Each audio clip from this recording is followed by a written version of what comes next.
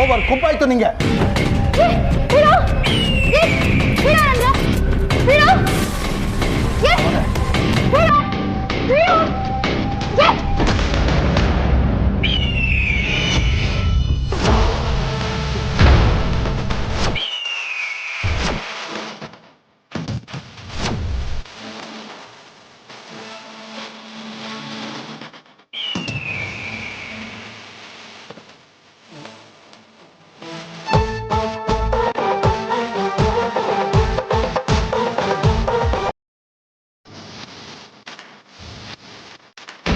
ಏಳು ಗಂಟೆ ಆಯ್ತು, ಆಲ್ಮೋಸ್ಟ್ 1 ಅವರ್ ಲೆಕ್ಕ. ನೀನು ಬಂದ್ಬಿಡ್ತಾರೆ ಅನ್ಸುತ್ತೆ.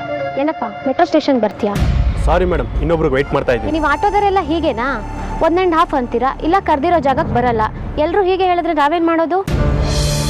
ಮೀಟ್ರ್ ಮೇಲೆ ಜಾಸ್ತಿ ಕೊಡ್ತೀನಿ ಅಂತ ನಾವೇ ಹೇಳಬೇಕು ಅನ್ನೋದೇ ನಿಮ್ಮ ಪ್ಲಾನ್ ಅಲ್ವಾ? ಅಯ್ಯೋ ಆ ಥರ ಎಲ್ಲ ಇಲ್ಲ ಮೇಡಮ್. ಏನು ಆ ಥರ ಇಲ್ಲ? ಎಲ್ಲರೂ ಹೀಗೆ ಹೇಳಿದ್ರೆ ನಮ್ಮಂಥವ್ರು ಏನು ಮಾಡೋದು? ನೀವು ಕೂಡ ಯಾರೋ ಒಬ್ರು ಹಾಗೆ ಮಾಡಿದ್ರು ಅಂತ ಪೂರ್ತಿ ಆಟೋದವರೆಲ್ಲ ಹೀಗೆ ಅಂತ ಹೇಳಿದ್ರೆ ನಾವೇನು ಮಾಡೋದು ಹೇಳಿ? ಅರ್ಜೆಂಟ್ ಇದೆಯಪ್ಪ, ಬೇಗ ಹೋಗ್ಬೇಕು. ಇವಾಗೇನು ಬರ್ತೀಯಾ ಇಲ್ವಾ? ಸರಿ ಹತ್ಕೊಳ್ಳಿ. ಥ್ಯಾಂಕ್ಸ್ ಅಪ್ಪ. ಮೀಟ್ರ್ ಮೇಲೆ 10 ರೂಪಾಯಿ ಜಾಸ್ತಿನೇ ಕೊಡ್ತೀನಿ, ಬೇಗ ತಲುಪಿಸ್ಬಿಡು, ಹೆಲ್ಪ್ ಆಗುತ್ತೆ.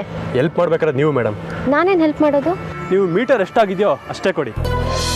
ನೀಯತ್ತಾಗಿ ದುಡ್ಡೇ ಉಳಿಯಲ್ಲ ಅಂಥದ್ರಲ್ಲಿ ಸುಲಿಗೆ ಮಾಡಿ ದುಡ್ಡು ಉಳಿತೀಯ ಮೇಡಮ್? ಮತ್ತೇನೋ ಹೆಲ್ಪು ಅಂದೆ. ಅದೇ ಯಾರೋ ಒಬ್ಬ ನಿಮಗೆ ಮೋಸ ಮಾಡ್ದ ಅಂತ ನಂತರ ನಿಯತ್ತಾಗಿರೋರನ್ನು ಸೇರಿಸಿ ಆಡ್ಕೋಬೇಡಿ.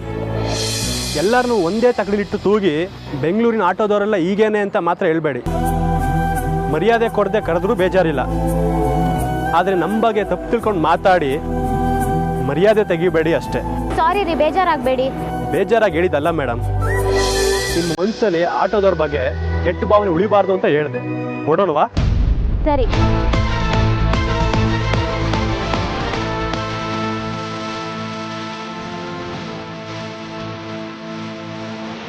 ಸಿನಿಮಾನ ಮರಿ ರೌಡಿಗಳು ಹೀರೋಯಿನ್ ತಂಟೆಗೆ ಹೋದಾಗ ಕರೆಕ್ಟ್ ಟೈಮ್ಗೆ ಎಂಟ್ರಿ ಆಗೋಕೆ ನೀನು ಹೀರೋನ ಕಾಲುಚ್ಕೊಳ್ಳಲೇ. ನೀನು ನನಗೆ 2 ವಿಚಾರನ ಕ್ಲಿಯರ್ ಮಾಡೋದಕ್ಕೆ ಚಾನ್ಸ್ ಕೊಡೋದಕ್ಕೆ ಥ್ಯಾಂಕ್ಸ್. ನಂಬರ್ 1, ರೌಡಿ ಮತ್ತೆ ಹೀರೋಯಿನ್ ಮಧ್ಯೆ ಯಾವಾಗಲೂ ಯಾರೋ ಹೀರೋ ಆಗೇ ಬರಬೇಕು ಅಂತೇನಿಲ್ಲ. ನಾನು ಬಿಸ್ನೆಸ್ ಮ್ಯಾನ್. ಬಟ್ ರೌಡಿಗಳಿಂದ ಹೀರೋಯಿನ್ನ ಯಾರೇ ಕಾಪಾಡಿದ್ರು ಜನ ಅವರನ್ನು ಆಪ್ಷನ್ ಇಲ್ಲದೆ ಹೀರೋ ಮಾಡ್ಬಿಡ್ತಾರೆ. ಏಯ್, ಏನ್ ಡೈಲಾಗ್ ಹೊಡಿತಾ ಇದೆಯಾ? ಸ್ವಲ್ಪ ವೆಯ್ಟ್ ಮಾಡಿ, ಇನ್ನೂ 2ನೇ ವಿಚಾರ ಹೇಳೇ ಇಲ್ಲ. ಇನ್ನು 10 ನಿಮಿಷದಲ್ಲಿ ನಾನು ಹೀರೋ ಆಗೋದ್ರಲ್ಲಿ ಯಾವ ಡೌಟು ಇಲ್ಲ.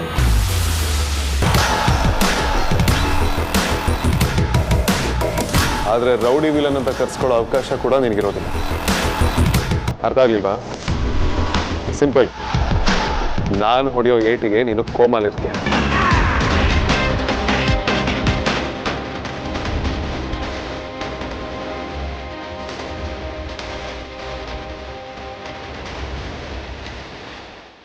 ನಿನ್ನ ಬಿಟ್ರೆ ಬೇಜ ನೆಗಾಡ್ತಿದ್ಯಾ?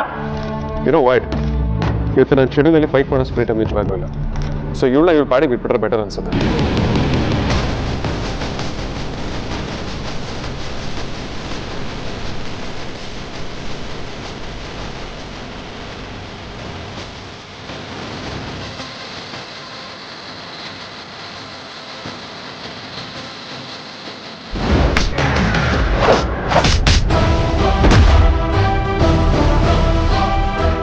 ಫೈಟ್ ಮಾಡೋಕ್ಕೆ ಟೈಮ್ ಇಲ್ಲ ಅಂತ ಅರ್ಥ ಇಲ್ಲ. ಇಡಿಯಟ್ಸ್. ವಾವ್ ಬಾಸ್, ಕ್ಯಾ ಬಾತ್ ಹೈ!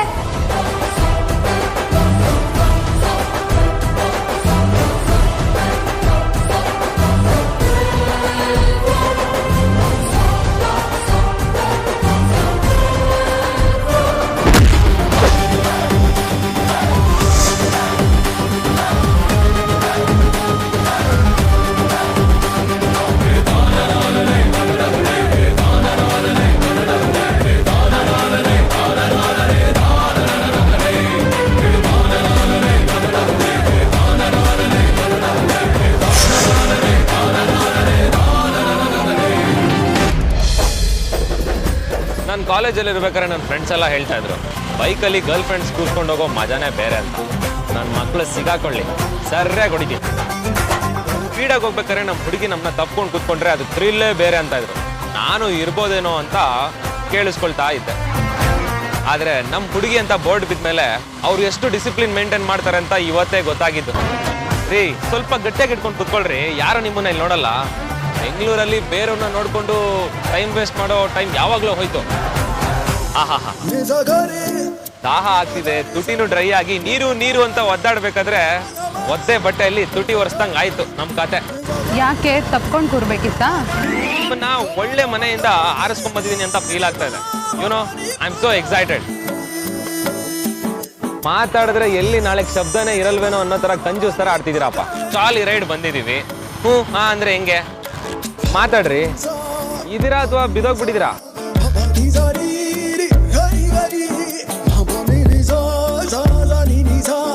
ಯಾಕ್ರಿ, ಏನಾಯ್ತು? ಚಳಿನಾ? ಬಿಸಿಲಿದೆ ಆದ್ರೂ ಚಳಿ ಆಗ್ತಿದ್ಯಾ? ಈ ವೆದರ್ ಒಂಥರ ನಿಮ್ ತರನೇ ನೋಡಿ, ಅರ್ಥನೇ ಆಗಲ್ಲ. ವಿಕ್ಕಿ ಅವ್ರೆ, ಸಾಕು ಸುಮ್ಮನೆ ಇರ್ತೀರಾ? ತಗೊಳ್ಳಿ, ಇದನ್ನ ಹಾಕೊಳ್ಳಿ. ನಿಮಗೆ ಚಳಿ ಆಗಲ್ವಾ? ನಾವು ಹುಡುಗರು ಸಿಂಗಲ್ ಅನ್ನೋ ಸ್ಟೇಟಸ್ನ ಕಳ್ಕೊತಿದ್ದಾಗೆ ಚಳಿಗಾಲದಲ್ಲಿ ಮೈ ಮೇಲಿರೋ ಜಾಕೆಟು, ಊಟದಲ್ಲಿರೋ ಚಿಪ್ಸ್ನ ತ್ಯಾಗ ಮಾಡಕ್ಕೆ ರೆಡಿ ಆಗಿರ್ಬೇಕು. ನೀವು ಹುಡುಗಿರ್ ನೋಡಿ, ನೀವೇ ತಗೊಬನ್ನಿ ಅಂದ್ರೆ ಬೇಡ ಪರವಾಗಿಲ್ಲ ಅಂತೀರ. ಆಮೇಲೆ ನಿಮ್ಗೆ ನಮ್ಗಿಂತ ಅದ್ರ ಅವಶ್ಯಕತೆ ಜಾಸ್ತಿ ಇದೆ ಅನ್ನೋ ತರ ಆಡ್ತೀರ. ಲವ್ ಅಲ್ಲಿ ತುಂಬಾ ಎಕ್ಸ್ಪೀರಿಯನ್ಸ್ ಇಲ್ಲ ಅಂದ್ರೂ ಲವರ್ಸ್ನ ತುಂಬಾ ಜನ ನೋಡಿದೀನಿ. ಈಗ ನಾವು ಯಾವ ಕಡೆ ಹೋಗ್ತಾ ಇದೀವಿ? ಯಾವ ಕಡೆ ಹೋಗ್ತಾ ಇದೀವಲ್ಲ, ಎಲ್ಲಿಗೆ ಬಂದಿದೀವಿ ಅಂತ ಕೇಳಿ. ಅಲ್ಲಿ ನೋಡಿ.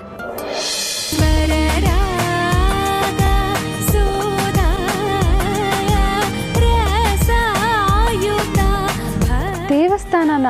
ಹಾ, ಇಷ್ಟೊಂದು ಆಶ್ಚರ್ಯ ಪಡ್ಬೇಡಿ. ಮುಂದೆ ನಡೆಯೋದು ನೋಡಿ ತುಂಬಾ ಸರ್ಪ್ರೈಸ್ ಆಗೋದಿದೆ. ಅಲ್ಲಿಗೂ ಸ್ವಲ್ಪ ಮಿಕ್ಸ್ಕೊಳ್ಳಿ, ಹತ್ತಿ.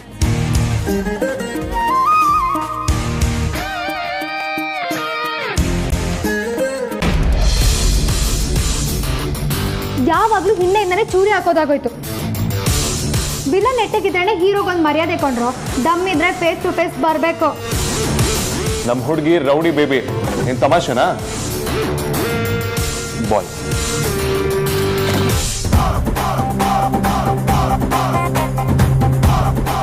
ಎಷ್ಟು ಹೇಳಿದ್ರು ಹಿಂದಿನೇ ಬರ್ತಾರಲ್ಲ ಬಾಸ್. What to do? ಅವ್ರ ಹಣೆ ಬರನೇ ಅಷ್ಟು. ಶೆಡ್ಯೂಲ್ ತುಂಬಾ ಟೈಟ್ ಇದೆ ಮೌಲ್ಯ. ಇವತ್ತು ನಮ್ಮ ಮದುವೆ ಫಂಕ್ಷನ್ ನಡೀತಿದೆ ಅಂತ ಪಾಪ ಇವ್ರುಗಳಿಗೆ ಗೊತ್ತಿಲ್ಲ.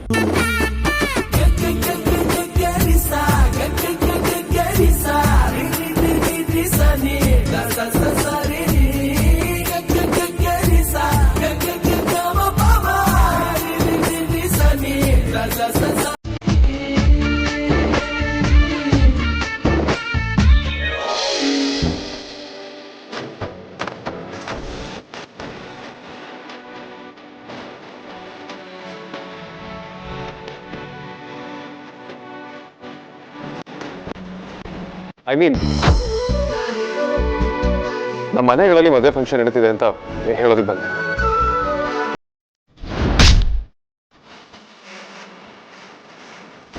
ಹೀರೋ ಹೀರೋಯಿನ್ ಮಾತಾಡುವಾಗ ಮಧ್ಯದಲ್ಲಿ ಮಾತಾಡ್ಬೋದು ಅನ್ನೋ ಕಾಮನ್ ಸೆನ್ಸ್ ಕೂಡ ಇದೆ ಅವರಿಗೆ. ದಡಿ ಲೂಸರ್ಸ್.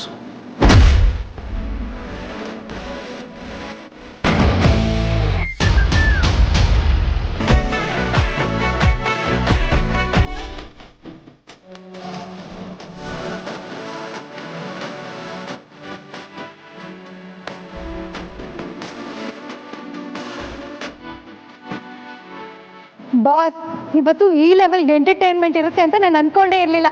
ಸೂಪರ್ ಬಾಸ್ ನೀವು. I okay? I am done okay.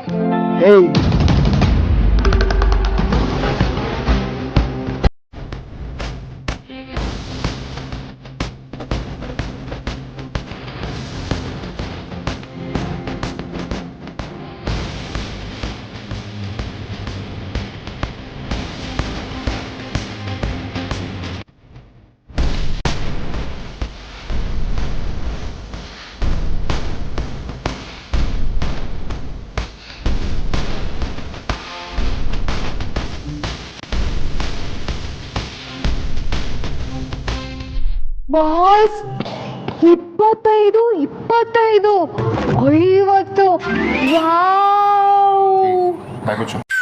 ನಿನಗೆ ಓವರ್ ಆಯ್ತು ಅನಿಸ್ತಲ್ವಾ? ಬಾ. ಏಯ್, ಏನ್ ಮಾಡ್ತಿದ್ಯಾ? ಸೈಕೋಮನ್, ಬಾ.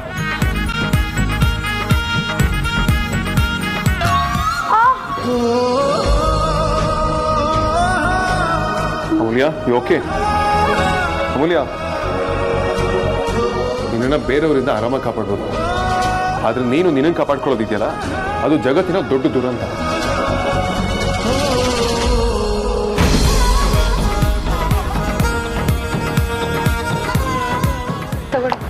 ಯಾಕ್ರಿ ಚಳಿ ಆಗ್ತಿಲ್ವಾ? ಚಳಿ ಹೋಯ್ತು, ಬಿಸಿಲು ಬಂತಲ್ಲ, ತಗೊಳ್ಳಿ.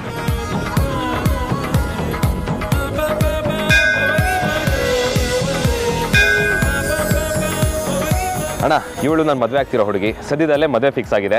ಇವಳಿಗೆ ದೇವರು ಅಂದರೆ ತುಂಬ ಜಾಸ್ತಿ ಲವ್. ಸೊ ಇವಳಿಗೆ ಎಕ್ಸ್ಟ್ರಾ ಜಾಸ್ತಿ ಆಶೀರ್ವಾದ ಮಾಡೋ ಹಣ್ಣು ಹೂವು ಕಾಯಿನ ಕೊಡಿ.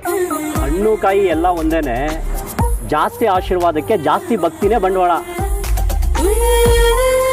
ರೀ, ನಾನು ಅವ್ರನ್ನ ಇಂಪ್ರೆಸ್ ಮಾಡೋಕ್ಕೆ ಟ್ರೈ ಮಾಡ್ತಾ ಇದ್ದೀನಿ, ಸುಮ್ಮನೆ ರೀ. ಲವ್ ಮಾಡುವಾಗ ಇಂಪ್ರೆಸ್ ಮಾಡೋನ ನೋಡಿದ್ದೀನಿ, ಆದರೆ ಮದುವೆ ಫಿಕ್ಸ್ ಆದಮೇಲೆ ಇಂಪ್ರೆಸ್ ಮಾಡಬೇಕು ಅಂತಿರೋರು ನೋಡ್ತಾ ಇರೋದು ಇದೇ ಫಸ್ಟು. ನಾವೊಂಥರ ಹಾಗೇನೆ, ತುಂಬ ಸ್ಪೆಷಲ್ಲು. ಸಾಯೋ ಹಿಂದಿನ ದಿನದ ತನಕ ಅವ್ರನ್ನ ಇಂಪ್ರೆಸ್ ಮಾಡೋಕ್ಕೆ ಟ್ರೈ ಮಾಡ್ತಾನೆ ಇರ್ತೀವಿ. ಸಾಯೋ 1 hour ಹಿಂದೆನೂ ಅವ್ರಿಗೆ ನನ್ನ ಕಂಡ್ರೆ ಬೋರ್ ಆಗಬಾರ್ದು, ಅದೇ ನನ್ನ ಆಸೆ. ಅಷ್ಟೊಂದು ಪ್ರೀತಿ ಮಾಡ್ತೀರಾ ಅಂತಂದರೆ ನಿಮ್ಮ ಹುಡುಗಿನ ಎತ್ಕೊಂಡು ದೇವಸ್ಥಾನದ ಮೆಟ್ಲತ್ತಿ. ಇದೊಂದು ಹಳೆ ಪದ್ಧತಿ. ಪ್ರೀತಿ ತಾಕತ್ತು ಅದರಲ್ಲಿ ಗೊತ್ತಾಗುತ್ತೆ. ಲವ್ ಎಟ್ ಫಸ್ಟ್ ಸೈಟ್ ನಮ್ಮದು.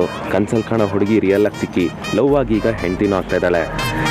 ಲೈಫಲ್ಲಿ ಚಾಲೆಂಜ್ ಆಗ್ತಿದ್ರೆ ಸೀರಿಯಸ್ ಆಗಲ್ಲ, ಇನ್ನು ಲವ್ವಲ್ಲಿ ಚಾಲೆಂಜ್ ಆಗ್ತಿದ್ರೆ ಬಿಡೋ ಮಾತೇ ಇಲ್ಲ. ಅದೇನೋ ಪದ್ಧತಿ ಅಂತೆ. ಪದ್ಧತಿನ? ಏನು ಪದ್ಧತಿ? ಅಲ್ಲಿ ನೋಡಿ. ವಿಕ್ಕಿ ಅವ್ರೆ, ಏನು ಮಾಡ್ತಿದ್ದೀರಾ? ಈಗ ಯಾರು ಇದನ್ನ ಫಾಲೋ ಮಾಡಲ್ಲ. ಅಂದರೆ ನಿಮಗೆ ಈ ಪದ್ಧತಿ ಮುಂಚೆನೇ ಗೊತ್ತಿತ್ತಾ? ಗೊತ್ತಿತ್ತು, ಆದರೆ ನೀವು ನನ್ನನ್ನು ಎತ್ಕೊಂಡು ಕಷ್ಟಪಡೋದು ನಂಗೆ ಇಷ್ಟ ಇರಲಿಲ್ಲ. ಎಷ್ಟು ಚೆನ್ನಾಗಿ ಸುಳ್ಳು ಹೇಳ್ತೀರಿ. ನಿಮ್ಮನ್ನು ಎತ್ಕೊಂಡು ಮೆಟ್ಲಲ್ಲ, ಮೌಂಟ್ ಎವರೆಸ್ಟ್ ಬೇಕಾದ್ರೂ ಹತ್ತುತ್ತೀನಿ. ಹಬ್ಬ ಮಾಡೋ ಕ್ಷಣಕ್ಕೆ ಯಾರು ಕಷ್ಟ ಅಂತಾರ?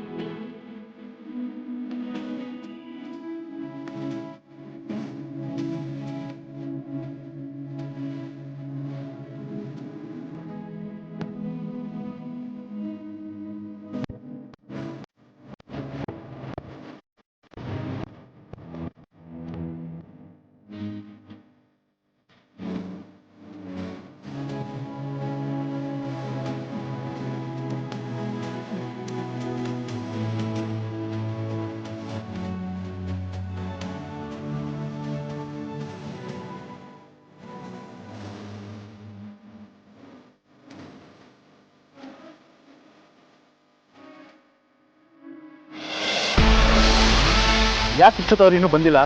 ಹೊರಬೇಕಿತ್ತಲ್ವಾ? ನಾನು ಯಾವಾಗ ನೋಡ್ತೀನಿ.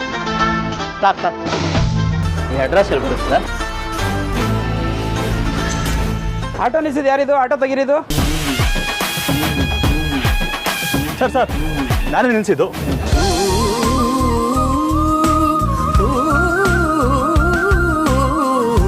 ಅಷ್ಟು ಜನ ರೌಡಿಗಳು ಬಂದರೂ ಹೆದರ್ಕೊಳ್ಳಿಲ್ಲಲ್ವ ನೀನು?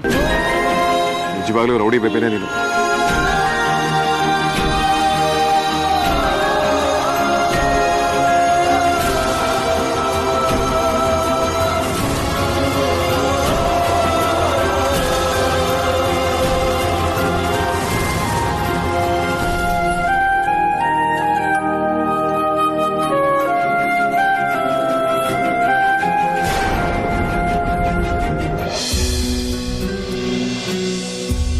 ನಾನು ಸೂಸೈಡ್ ಅಟೆಂಪ್ಟ್ ಮಾಡಿ ಬಚಾವಾದಾಗ ಇಡೀ ಜಗತ್ತೇ ಬ್ಲರ್ ಆಗಿ ಕಾಣಿಸ್ತಾ ಇತ್ತು. ಆದರೆ ನೀವು ಮಾತ್ರ ಕ್ರಿಸ್ಟಲ್ ಕ್ಲಿಯರ್ ಆಗಿ ಬ್ರೈಟ್ ಆಗಿ ಕಾಣಿಸ್ತಾ ಇದ್ರಿ. ದೇವ್ರ ಹತ್ರ ಏನೂ ಬೇಡ್ಕೊಳ್ದಿರೋ ನಾನು ಅವತ್ತು ನೀವು ನನಗೆ ಬೇಕೇ ಬೇಕು ಅಂತ ಬೇಡ್ಕೊಂಡೆ. ತೀರಾ ಮಕ್ಕಳು ಥರ. ನನ್ನ ಮದುವೆ ನಿಮ್ಮ ಜೊತೆನೇ ಆಗಬೇಕು, ಆ ಭಾರ ಎಲ್ಲ ನಿಂದೆ ಅಂತ ದೇವ್ರಿಗೆ ಇಲ್ಲೇ ಹರಕೆ ಕಟ್ಕೊಂಡಿದ್ದೆ. ನಾವು ಅಂದ್ಕೊಂಡಿದ್ದಾದ್ಮೇಲೆ ಎಲ್ಲರೂ ಹರಕೆ ತೀರಿಸ್ತಾರೆ. ಆದರೆ ಇಷ್ಟೆಲ್ಲ ಮಾಡಿರೋ ದೇವರು ನಮ್ಮಿಬ್ರು ಮದ್ವೆನೂ ಮಾಡ್ತಾನೆ ಅಂತ ನಂಬಿಕೆ ನನಗಿದೆ. ಅದಕ್ಕೆ ನಾನು ಮೊದಲೇ ಹರಕೆ ತೀರ್ಸೋದಕ್ಕೆ ಬಂದಿದ್ದೀನಿ. ಅಳ್ಬೇಡ್ರಿ. ಬೇಜಾರಿಗಲ್ಲ. ಇನ್ಮೇಲೆ ಆ ವರ್ಡು ನಿಮ್ಮ ಲೈಫಲ್ಲೇ ಇರಲ್ಲ. ಬನ್ನಿ, ಹರಕೆ ಕಟ್ಕೊಂಡಿದ್ದೀವಿ, ತೀರ್ಸ್ಬಿಟ್ಟು ಬೇಗ ಮನೆಗೆ ಹೋಗೋಣ. ಇವತ್ತು ಅರ್ಶನ ಶಾಸ್ತ್ರ ಬೇರೆ, ನೀವು ಕಾಣಲಿಲ್ಲ ಅಂದರೆ ರಗಳೆ ಸ್ಟಾರ್ಟ್ ಆಗುತ್ತೆ. ಬನ್ನಿ ಬನ್ನಿ.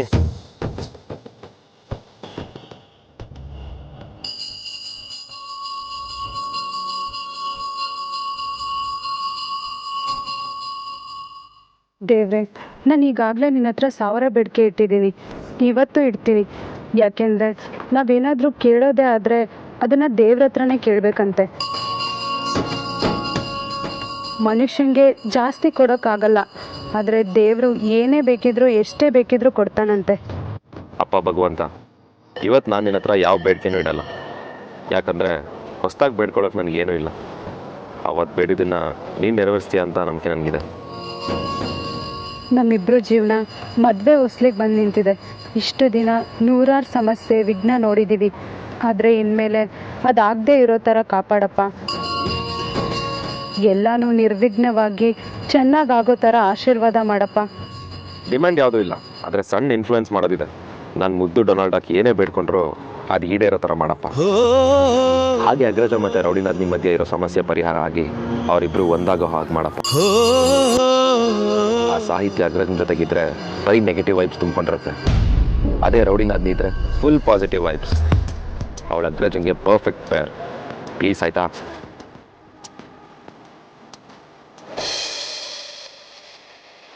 ವಿಕ್ಕಿ ಅವರೇ, ಅಲ್ಲಿ ನೋಡಿ, ಇಲ್ಲಿ ದೇವ್ರ ಬಲ್ಗಡೆ ಪ್ರಸಾದ ಕೊಟ್ಬಿಟ್ಟ. ಶಾಸ್ತ್ರಿಗಳೇ, ದೇವ್ರ ಪ್ರಸಾದ ಕೊಟ್ಟಂತೆ ಆ ಹೂನ ಕೊಡ್ತೀರಾ? ಸುಮ್ಮನೆ ವಿಕ್ಕಿ ಅವರೇ, ಹಾಗೆಲ್ಲ ಮಾಡಬಾರ್ದು ರೀ. ಏನ್ರಿ ನೀವು, ದೇವ್ರು ಕೊಟ್ಟರು ಪೂಜಾರಿ ಕೊಡಲ್ಲ ಅನ್ನೋದು ಕಾದೆ. ಭಕ್ತೆ ಬೇಡ ಅಂದ್ಲು ಅಂತ ಅದನ್ನು ಕ್ಯಾನ್ಸಲ್ ಮಾಡಿಬಿಡಿ. ನೋಡಿ, ಶಾಸ್ತ್ರಿಗಳು ಕೊಡ್ತಾ ಇದ್ದಾರೆ.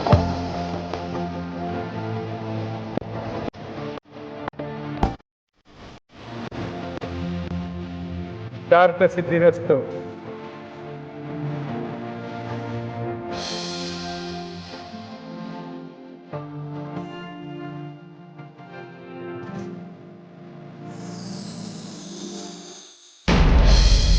ಒಂದು ನಿಮಿಷ ಸರ್.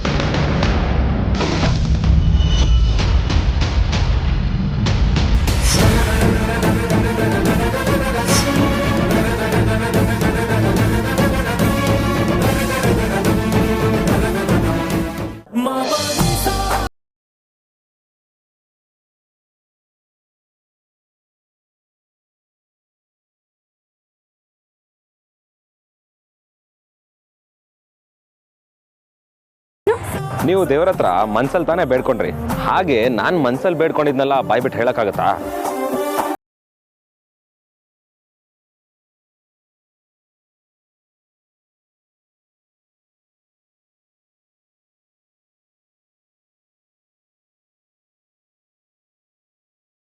ಅಂತ ನನಗೆ ಗೊತ್ತಿರಲಿಲ್ಲ ರೀ. ಬಿಟ್ರೆ ಮಾತಾಡ್ತಾನೆ ಇರ್ತೀರಾ.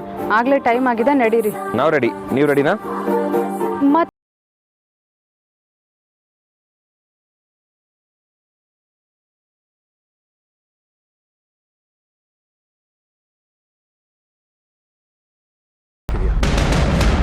ಒಂದಿನ ವಿಕ್ರಾಂತ್ ಕಾಣಿಸ್ಕೊತಿ, ಇನ್ನೊಂದು ದಿನ ಆದ್ಯ ಕಾಣಿಸ್ಕೊತಿ. ಅದೆಲ್ಲ ಬಿಡು. ಈಗ ನನ್ನಿಂದನೂ ಸುತ್ತಾಡ್ತಿದ್ಯಲ್ವಾ? ನಿಜ ಹೇಳು, ಏನು ಮಾಡಬೇಕು ಅಂತಿದ್ಯಾ? ಇಲ್ಲೇನು ಕೆಲಸ ನಿನಗೆ? ತುಂಬ ದಿನದಿಂದ ನೋಡ್ತಾ ಇದ್ದೀನಿ. ಫಾಲೋ ಮಾಡೋದು, ಎಲ್ಲಿ ಹೋದ್ರಲ್ಲಿ ಕಾಣಿಸ್ಕೊಳ್ಳೋದು, ಮತ್ತೆ ಯಾಕೆ ವಾಪಸ್ ಬಂದೆ ನೀನು?